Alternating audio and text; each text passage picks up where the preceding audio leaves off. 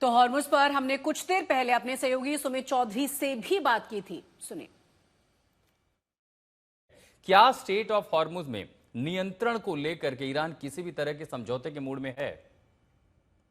देखिए, मुझे नहीं लगता कि ईरान किसी भी तरीके के समझौते के मूड में इस समय है, खासतौर पे स्टेट ऑफ हॉर्मुज को लेकर। हो सकता है ईरान कई ऐसी पहलुओं के ऊपर बातचीत करने के लिए अपनी रजामंदी दे भी दे।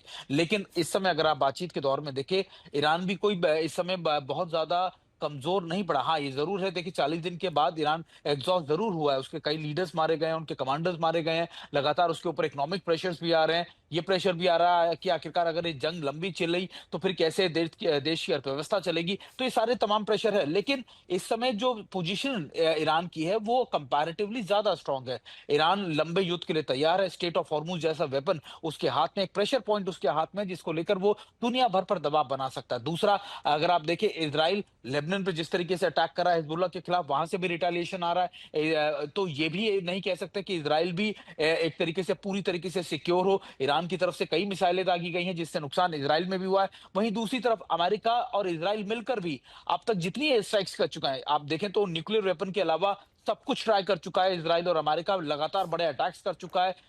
B-2 बॉम्बर से लेकर बड़े बॉम्बर्स का इस्तेमाल किया जा चुका है। लेकिन उसका आउटकम क्या निकला? सिर्फ इंफ्रास्ट्रक्चर को बहुत नुकसान पहुंचा। आप कह सकते हैं कि उनके उनके उनके इलाकों में तबाही बहुत मची है। लेकिन इनरिच यूरेनियम उनके हाथ नहीं लग पाया, अमेरिका और इजराइल के। अभी तक आप स्टेट ऑफ हॉर्मुज को खुलवा नहीं पाए। लगातार वो डेटरेंस अभी इजराइल और अमेरिका के लिए बनी हुई है कि देखिए, आपकी इतनी बड़ी नेवल पावर है लेकिन आप अभी भी इन माइंस को हटा नहीं सकते। और विदाउट इजराइल ईरान के अप्रूवल के, विदाउट ईरान के आप कह सकते कंसेंसस के। तो ये सारी तमाम चीजें हैं जो एक तरीके का deadlock military point of view से अमेरिका और इजराइल के सामने भी खड़े कर चुके हैं। और फिर दिक्कत ये भी है कि मिडिल ईस्ट के देश कह रहे हैं कि 40 दिन तक हमारी अर्थव्यवस्था, हमारे देश में कर्फ्यू जैसा माहौल है, हम लगातार अपने लोगों को निकलने नहीं कह सकते। तो अविश्वास भी मिडिल ईस्ट के देशों में पैदा हो रहा है अमेरिका को लेकर, उसकी सिक्योरिटी को लेकर। तो अमेरिका भी चाहेगा जल्दी से जल्दी हो, लेकिन अभी कई ऐसे पॉइंट्स हैं जिसके अंदर ईरान ने अपनी सुपरमेसी हो, अपनी मिलिट्री पावर को, या फिर आप कह सकते हैं कि अपने लड़ने की क्षमताओं को, एंडोरेंस को बहुत हद तक साबित किया। और शायद इसी वजह से